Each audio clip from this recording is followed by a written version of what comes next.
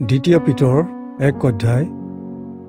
মই চিমোন পিতৰ যীশুখ্ৰীষ্টৰ এজন দাস আৰু পাচনি, যিসকলে আমাৰ ঈশ্বৰ আৰু ত্ৰাণকৰ্তা যীশুখ্ৰীষ্টৰ ধাৰ্মিকতাৰ মাধ্যমত আমি লাভ কৰাৰ দৰে একে অমূল্য বিশ্বাস লাভ কৰিছে, সেইসকলৰ সমীপলৈ ঈশ্বৰ আৰু আমাৰ প্ৰভু যীশুক গভীৰভাৱে জনাৰ মাজেদি আপোনালোকলৈ অনুগ্ৰহ আৰু শান্তি বাহুল্যৰূপে হওক।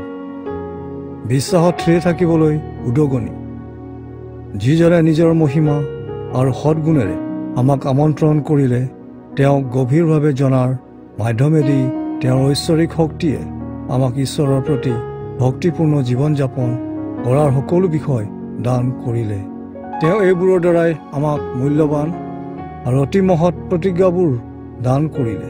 তেওঁ এনেদৰে কৰিলে যাতে আপোনালোকে সেই প্ৰতিজ্ঞাবোৰৰ দ্বাৰাই জগতৰ মন্দ অভিলাষবোৰৰ দুৰ্নীতিৰ পৰা মুক্ত হৈ ঐশ্বৰিক স্বভাৱৰ সহভাগী হ'ব পাৰে। ঈশ্বৰে যি সকলো কৰিলে তাৰ কাৰণে আপোনালোকৰ বিশ্বাসৰ মাধ্যমেৰে সৎগুণ লাভ কৰিবলৈ নিজে সম্পূৰ্ণৰূপে যত্ন কৰক। সৎগুণৰ লগতে আপোনাৰ জ্ঞানো বৃদ্ধি কৰক। জ্ঞানৰ লগত ইন্দ্ৰিয় দমন, ইন্দ্ৰিয় দমনৰ লগত ধৈৰ্য, ধৈৰ্যৰ লগত ঈশ্বৰ ভক্তি, ঈশ্বৰ ভক্তিৰ লগত পৰস্পৰ মাজত ভাতৃস্নেহ আৰু ভাতৃস্নেহৰ লগত প্ৰেম বৃদ্ধি কৰক। কিয়নো আপোনালোকৰ যদি এই সকলো গুণ থাকে আৰু সেইবোৰ আপোনালোকৰ মাজত বৃদ্ধি পায়, তেনেহ'লে আমাৰ প্ৰভু যীশুখ্ৰীষ্টৰ তত্ত্বজ্ঞানত আপোনালোক কৰ্মহীন বা নিষ্ফল নহ'ব। যিজনৰ এই সকলো গুণ নাই, তেওঁ ওচৰতে দেখে আচলতে তেওঁ অন্ধ। তেওঁক যে পূৰ্বৰ পাপসমূহৰ পৰা সূচী কৰা হৈছে, সেই বিষয়ে তেওঁ পাহৰি গ'ল। এতেকে ভাইসকল, ঈশ্বৰে যে আপোনালোকক আমন্ত্ৰণ আৰু মনোনীত কৰিছে, সেই বিষয়ে আপোনালোকে নিজে নিশ্চিত হ'বৰ কাৰণে অধিক যত্ন কৰক। এইবোৰ কৰিলে আপোনালোকে উজুতি নাখাব। তাতে আমাৰ প্ৰভু আৰু ত্ৰাণকৰ্তা যীশুখ্ৰীষ্টৰ অনন্ত ৰাজ্যত আপোনালোকক অতি আন্তৰিকতাৰে প্ৰৱেশ কৰোৱা হ'ব। এই হেতুকে যদি আপোনালোকে এই সকলোবোৰ জানে আৰু যি সত্য তাত থিৰে আছে, তথাপি মই সকলো সময়তে আপোনালোকক এই বিষয়বোৰ মনত পেলাই দিবলৈ প্ৰস্তুত থাকিম। কিন্তু মই এইটো সঠিক বুলি ভাবোঁ যে যিমান দিন মই এই তম্বুৰূপ অস্থায়ী দেশত থাকিম, সিমান দিনলৈকে এই বিষয়বোৰ সোঁৱৰাই দি আপোনালোকক জাগ্ৰত কৰি ৰখা মোৰ উচিত। কিয়নো মই জানো যে শীঘ্ৰেই মই মোৰ তম্বু গুচাম। আমাৰ প্ৰভু যীশুখ্ৰীষ্টই ইয়াকে মোক জনালে, আৰু মই অপ্ৰাণ চেষ্টা কৰিছোঁ যাতে মোৰ মৃত্যুৰ পাছতো আপোনালোকে এই সকলো বিষয় সকলো সময়তে মনত ৰাখে। ঈশ্বৰৰ বাক্য বিশ্বাসযোগ্য। আমাৰ প্ৰভু যীশুখ্ৰীষ্টৰ পৰাক্ৰম আৰু তেওঁৰ আগমন সম্বন্ধে আপোনালোকক জনাওঁতে আমি চতুৰতাৰে সজা কোনো গল্প কথা কোৱা নাছিলোঁ। আমি তেওঁৰ মহিমা নিজৰ চকুৰে দেখিছিলোঁ, কিয়নো এওঁ মোৰ প্ৰিয় পুত্ৰ, এওঁতে মই পৰম সন্তুষ্ট। স্বৰ্গৰ গৌৰৱময় প্ৰতাপৰ দ্বাৰা তেওঁলৈ অহা এই বাণীৰ মাধ্যমেদি খ্ৰীষ্টই পিতৃ ঈশ্বৰৰ পৰা সন্মান আৰু গৌৰৱ পাইছিল। আমি যেতিয়া তেওঁৰ লগত এই পবিত্ৰ পাহাৰত আছিলোঁ, তেতিয়া স্বৰ্গৰ পৰা কোৱা এই মাত নিজে শুনিছিলোঁ। ভাৱবাদীসকলৰ এই বাক্য আমাৰ ওচৰত অধিক ৰূপে নিশ্চিত হৈছে, আৰু সেই বিষয়ত মনোযোগ দিয়া আপোনালোকৰ পক্ষে ভাল। সেই বাক্য এক অন্ধকাৰ ঠাইত জ্বলি থকা চাকিৰ নিচিনা। যেতিয়ালৈকে ৰাতিপুৱা নহয় আৰু আপোনালোকৰ হৃদয়ত প্ৰভাতী তৰাৰ উদয় নহয়, তেতিয়ালৈকে আন্ধাৰৰ মাজতো সেই পোহৰ দিব। সকলোৰে ওপৰত প্ৰথমে ইয়াকে জানি থওক যে ধৰ্মশাস্ত্ৰৰ কোনো ভাৱবাণী ভাৱবাদীজনৰ নিজৰ যুক্তি বাক্যৰ পৰা নাহে। ভাৱবাণী কেতিয়াও মানুহৰ ইচ্ছাৰে নাহে, কিন্তু পবিত্ৰ আত্মাৰ পৰিচালনাত ভাৱবাদীসকলে ঈশ্বৰৰ পৰা পোৱা কথা কয়। দ্বিতীয় পিতৰ 2 অধ্যায়।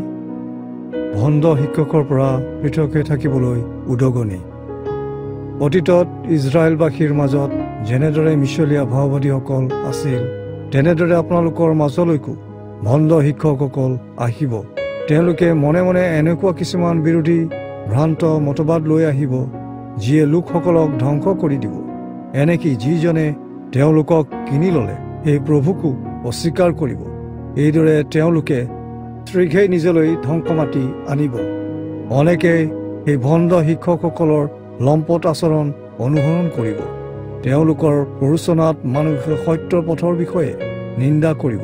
তেওঁলোকে লোভৰ বশত চলাহী কথাৰে আপোনালোকৰ পৰা অৰ্থ লাভ কৰিব। এই ভণ্ড শিক্ষকসকলৰ বিৰুদ্ধে বিচাৰৰ শাস্তি অনেক দিনলৈ অপেক্ষা কৰি নাথাকিব। তেওঁলোকৰ বিনাশ পলম কৰা নহয়।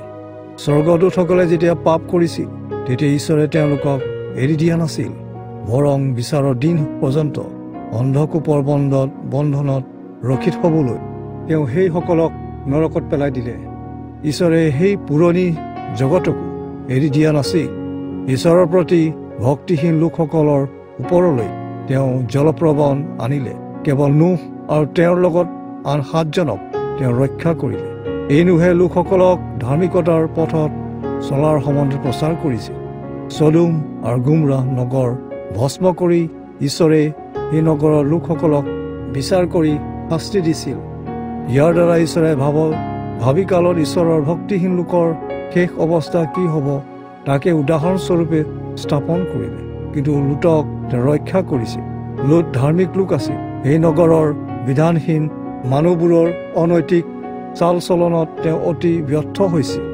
এই ধাৰ্মিক লোকজনে বিধানহীন মানুহবোৰৰ মাজত বাস কৰিছিল আৰু তেওঁৰ ধাৰ্মিক আত্মাই প্ৰতিদিনে এই লোকসকলৰ অধাৰ্মিক কাৰ্যবোৰ দেখি আৰু সেইবোৰৰ বিষয়ে শুনি যন্ত্ৰণা ভোগ কৰিছিল। গতিকে যিসকল ঈশ্বৰ ভক্ত লোক তেওঁলোকক কেনেদৰে পৰীক্ষাৰ পৰা উদ্ধাৰ কৰিব লাগে প্ৰভুৱে জানে। যিসকলে ঈশ্বৰক ভক্তি নকৰে, অধাৰ্মিক লোক, তেওঁলোকক কেনেদৰে বিচাৰৰ দিনা শাস্তি দিয়া হ'ব সেই বিষয়েও প্ৰভুৱে জানে। এই দণ্ড বিশেষভাৱে তেওঁলোকৰ বাবে যিসকলে অহুচিতাৰ মাংসিক অভিলাষবোৰত চলে আৰু প্ৰভুৰ কৃতিত্বক অৱজ্ঞান কৰে। এই ভণ্ড শিক্ষকসকল দুঃসাহসী আৰু তেওঁলোকে নিজৰ ইচ্ছামতে চলে। তেওঁলোকে এনেকি স্বৰ্গৰ দূত সকলকো নিন্দা কৰিবলৈ ভয় নকৰে। সকলো মনুষ্যতকৈও স্বৰ্গৰ দূতসকল অধিক শক্তিশালী আৰু ক্ষমতাশালী। তথাপি প্ৰভুৰ ওচৰত তেওঁলোকৰ সম্বন্ধে কোনো দোষ অভিযোগ উত্থাপন নকৰে। কিন্তু জ্ঞানহীন বুদ্ধিহীন পশুবোৰ নিজৰ স্বভাৱগত বাসনাৰ অধীন, যাৰ জন্ম মৰিবৰ বাবেই হৈছে। ভণ্ড শিক্ষকসকলো এনে বিচাৰৰ বুদ্ধিহীন পশুৰ নিচিনা। তেওঁলোকে যি নাজানে সেই বিষয়ে নিন্দা কৰে। নিজৰ মন্দতাতে সিহঁত ধ্বংস হৈ যাব। নিজৰ মন্দ কামৰ বেচ হিচাপে সিহঁতে কষ্ট ভোগ কৰিব। এই লোকসকলে দিনৰ বেলা অন্যায়ৰ কাম কৰি আনন্দ কৰে। এইসকল আপোনালোকৰ মাজত অপৰিষ্কাৰ দাগ আৰু কলংক স্বৰূপ। তেওঁলোকে আপোনালোকৰ লগত ভোজন পান কৰি নিজৰ প্ৰতাৰণাপূৰ্ণ সুখ উপভোগ কৰে। সকলো মহিলাৰ প্ৰতি তেওঁলোকৰ চকু বেবিচাৰেৰে ভৰা আৰু তেওঁলোকে পাপ কাৰ্য কৰি এতিয়াও সন্তুষ্ট নহয়। আৰু যিসকল চঞ্চল মনা সেইসকলক ভুল পথত লৈ যায়। তেওঁলোকৰ মন কেৱল লোভ কৰাত অভ্যস্ত। তেওঁলোক অভিশপ্ত। এই ভণ্ড শিক্ষকসকলে পোন পথ ত্যাগ কৰি অপথে গৈছে। তেওঁলোকে বিউৰৰ পুত্ৰ বিলিয়মক অনুসৰণ কৰে। বিলিয়মে মন্দ কাৰ্যক প্ৰেম কৰিলে আৰু তাৰে বেচ পাবলৈ উচিত দেখিছিল। কিন্তু বিলিয়মে তেওঁৰ অপৰাধৰ কাৰণে এটা গাধৰ পৰা কঠোৰ ধমক পালে। গাধ পশু হোৱাৰ বাবে কথা ক'ব নোৱাৰে, কিন্তু এই গাধই মানুহৰ মাতেৰে কথা কৈ ভাওবদীৰ মূৰ্খ কাৰ্যত বাধা দিছিল। এই লোকসকল পানী নথকা নাদৰ নিচিনা আৰু ধুমুহা বতাহে চলাই নিয়া মেঘস্বৰূপ। তেওঁলোকৰ কাৰণে ঘোৰ অন্ধাৰ সাঁচি থোৱা হৈছে, কিয়নো তেওঁলোকে অসাৰতাৰ গৰ্ব কথা কয় আৰু মানুহক মাংসিক অভিলাষ পূৰ্ণ কৰাৰ বাসনা জগায়। যিসকলে ভুল পথত জীৱন যাপন কৰে, লোকসকলৰ সংগৰ পৰা হাত সাৰি আহিবলৈ চেষ্টা কৰে, এনে লোকসকলক তেওঁলোকে পাপ স্বভাৱৰ মাংসিক অভিলাষলৈ প্ৰলুব্ধ কৰে। এই ভণ্ড শিক্ষকসকলে তেওঁলোকক স্বাধীনতা দিয়াৰ প্ৰতিজ্ঞা কৰে, কিন্তু নিজেই সেই সকলো নিন্দনীয় কামৰ দাস হৈ থাকে। কাৰণ যিহে এজন মানুহক জয় কৰি পৰিচালনা কৰে, তেওঁ তাৰে দাস হয়। কিন্তু প্ৰভু আৰু ত্ৰাণকৰ্তা যীশুখ্ৰীষ্টক গভীৰভাৱে জনাৰ ফলত জগতৰ মন্দতাৰ পৰা হাত সাৰি অহাৰ পাছতো যেতিয়া সেই একেই পাপৰ জীৱনলৈ পুনৰাই ঘূৰি যায়, তেনেহ'লে তেওঁলোকৰ প্ৰথম অৱস্থাতকৈ শেষ অৱস্থা অধিক বেয়া হ'ব। কাৰণ যি পবিত্ৰ বিধান তেওঁলোকে লাভ কৰিছিল তাৰ পৰা যদি উলটি যায়, তেনেহ'লে তেওঁলোকৰ বাবে সেই ধাৰ্মিকতাৰ পথ নজনাই ভাল আছিল। তেওঁলোকৰ ক্ষেত্ৰত এই প্ৰবাদ সত্য হৈছে। কুকুৰে নিজৰ বমি লৈ ঘূৰে আৰু গাহৰিক ধুওৱা হ'লেও সি বোকালৈকে আকৌ উভতি যায়। 2 পিতৰ 3 অধ্যায়। খ্ৰীষ্টৰ পুনৰাগমনলৈ বাট চাই থকা উচিত। হে প্ৰিয়সকল, মই আপোনালোকলৈ লিখা এইখন 2 পত্ৰ এই উভয়ৰ দ্বাৰাই পূৰণ কৰাই আপোনালোকৰ নিৰ্মল মনক চেতনা দিছোঁ। পবিত্ৰ ভাৱবাদীসকলে পূৰ্বতে কোৱা কথাবোৰ আৰু আপোনালোকৰ প্ৰাচনীসকলে পোৱা ত্ৰাণকৰ্তা প্ৰভুৰ আজ্ঞা আপোনালোকে যেন সোঁৱৰণ কৰে, তাৰ বাবে এই পত্ৰ লিখিছোঁ। প্ৰথমে ইয়াকে জানিব যে শেষকালত বিদ্ৰূপত আসক্ত বিদ্ৰূপকাৰী লোকবোৰ উপস্থিত হ'ব। তেওঁলোকে নিজ নিজ কু অভিলাষ অনুসাৰে চলিব। তেওঁলোকে ক'ব, আমাৰ পিতৃৰ আগমনৰ প্ৰতিজ্ঞা কি হ'ল? কাৰণ আমি জানো আমাৰ পিতৃপুৰুষ মৰাৰ সময়ৰ পৰা এনেকৈ সৃষ্টিৰ আদিৰে পৰা একেদৰেই ঘটি আছে। কাৰণ তেওঁলোকে পূৰ্বে কি ঘটিছিল তাক স্মৰণ নকৰি পাহৰি গ'ল। প্ৰথমে যে আকাশমণ্ডল জলৰ পৰা আৰু জলৰ দ্বাৰাই পৃথিৱী আৰু ঈশ্বৰৰ মুখৰ বাক্যৰ দ্বাৰাই সকলো সৃষ্টি হ'ল, আৰু এই সময়তে ঈশ্বৰৰ বাক্যৰ দ্বাৰাই জগত জলপ্লাবিত হৈ বিনষ্ট হৈছিল।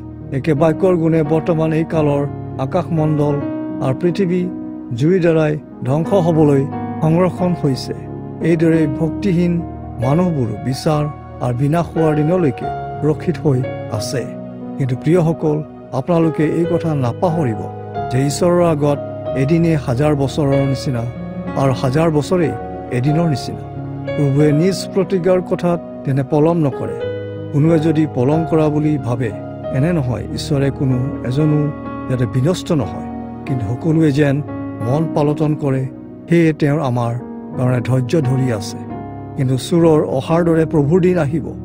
সেইদিনা আকাশমণ্ডল ডাঙৰ শব্দ কৰি গুচি যাব। আকাশৰ সকলো বস্তু জুইত জ্বলি ধ্বংস হ'ব। পৃথিৱী আৰু তাৰ সকলো বস্তু উৰা যাব। এইদৰে আটাইবোৰ ধ্বংস হ'বলৈ যোৱা দেখি আপোনালোকে চিন্তা কৰকচোন।